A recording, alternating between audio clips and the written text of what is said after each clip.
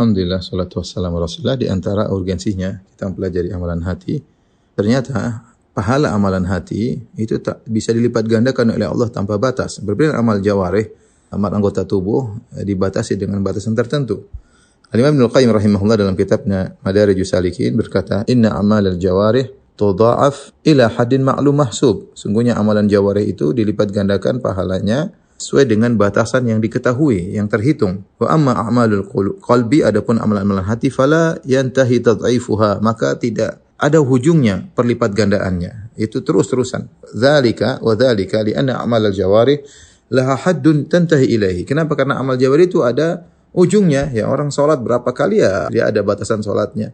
Seorang misalnya berpuasa ada batasnya, berpuasa dia berapa hari. Orang berzikir ada hitungannya, dia berzikir berapa kali. Wa takfi indahu, oleh karenanya amalannya, pahalanya berhenti sesuai dengan berhentinya amalan tersebut. Fayakunu jazaoha bihasabi haddiha, maka balasan amalan jawari, amalan anggota tubuh ya sesuai dengan berdasarkan batasannya. Wa amma amalul qalb, adapun amalan hati, fahiya daimatun muttasilatun, maka dia adalah amalan yang terus-menerus, tidak ada hentinya.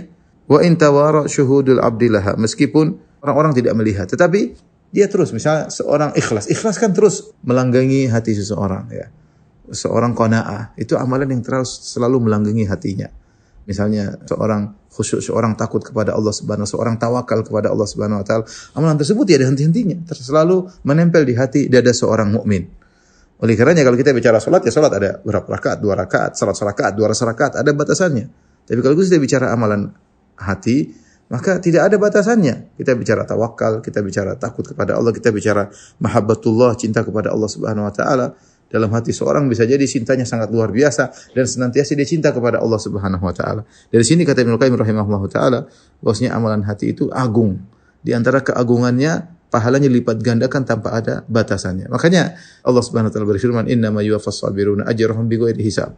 Sungguhnya orang-orang yang sabar itu pahalanya lipat gandakan tanpa ada batasannya. Demikian juga di antara keistimewaan amalan hati, misalnya niat yang benar. Ternyata amal hati ini bisa menggantikan posisi amal jawari, amal anggota tubuh ya.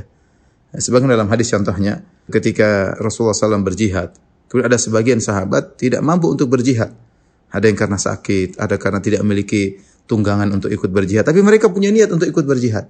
Maka ketika Nabi SAW berjihad bersama para sahabat yang ikut keluar bersama Nabi, apa kata Nabi SAW kepada para mujahidin yang keluar bersama Nabi? Masirtum masiran wala qata'tum wadiyan illa kanu ma'akum. Habasahumul marad. Ya, tidaklah kalian menempuh satu jalan, tidaklah kalian melewati suatu lembah, kecuali mereka, yaitu para sahabat yang tidak ikut perang, bersama kalian. Kenapa mereka dianggap bersama kalian? Habasahumul marad, karena mereka terhalang tidak bisa ikut perang karena mereka sakit. Apa yang buat mereka ternyata pahalanya sama seperti orang yang benar-benar berjihad? Karena niat mereka yang luar biasa, karena ada halangan. Ya, namun niat mereka itu menjadikan mereka seakan-akan benar-benar ikut berjihad. Oleh karena dalam satu hadis kata Nabi SAW, "Man sa'alallaha syahadata bisidqin." Barang siapa yang minta untuk mati syahid dengan tulus, benar-benar dia minta agar untuk mati syahid, "Ballagahullahu manazila syuhada." Maka Allah akan buat dia mencapai derajat-derajat para syuhada. Wa in mata ala firasyihi, meskipun dia meninggal di atas tempat tidurnya. Apa yang buat dia seakan-akan benar-benar berjihad sehingga dia meraih ganjaran tinggi para syuhada? Karena niatnya. Dia minta kepada Allah, berniat agar bisa mendapatkan ganjaran para syuhada. Di antaranya yang menunjukkan tentang agungnya amalan hati, yaitu sebenarnya menyebutkan bahwasanya amalan hati masih terus bisa dibawa oleh seseorang bahkan dalam kuburannya. Berbeda dengan amalan jawari, amalan anggota tubuh berhenti. Jadi dia meninggal sudah tidak bisa lagi melakukan amal soleh. Tetapi ketika dalam kuburan dia masih punya iman, ya, amalan hati dia masih ada kerinduan bertemu dengan Allah, dia masih punya ketakwaan, ya, sehingga nanti dia bisa menjawab pertanyaan malaikat mungkar dan nakir. Semua dengan apa? Dengan imannya, dengan amalan hatinya yang dia bawa dalam kuburannya. Ini semua ikhwan dan akhwat yang dirahmati Allah Subhanahu wa taala, poin-poin yang menunjukkan akan pentingnya kita belajar amalan hati. Oleh karenanya mulai sekarang kita harus sadar ketika kita sedang beramal hati, kita sedang sabar, yakinlah kita sedang meraih pahala yang besar, ya. Karena ini terkadang terlalaikan dari kita. Sebagian orang kalau dia bersedekah dia merasa dapat pahala, kalau dia sedang sholat dia merasa dapat pahala. Tapi ketika dia sedang sabar seakan-akan tidak ada pahalanya. Seakan-akan itu bukan pahala, padahal sabar itu pahalanya luar biasa. Tawakal itu juga pahalanya luar luar biasa. Seorang tawakal kepada Allah, seorang husnudzan kepada Allah, itu pahalanya luar biasa. Orang yakin itu juga amalan hati. Pahalanya lebih besar daripada amalan-amalan jawarih, daripada amalan anggota tubuh ya. Dari sini juga kita tahu bagaimana bahayanya orang-orang yang menyimpang dalam amalan hati.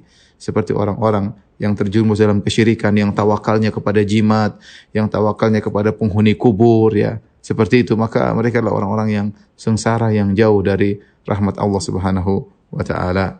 Wallahu alam bisawab.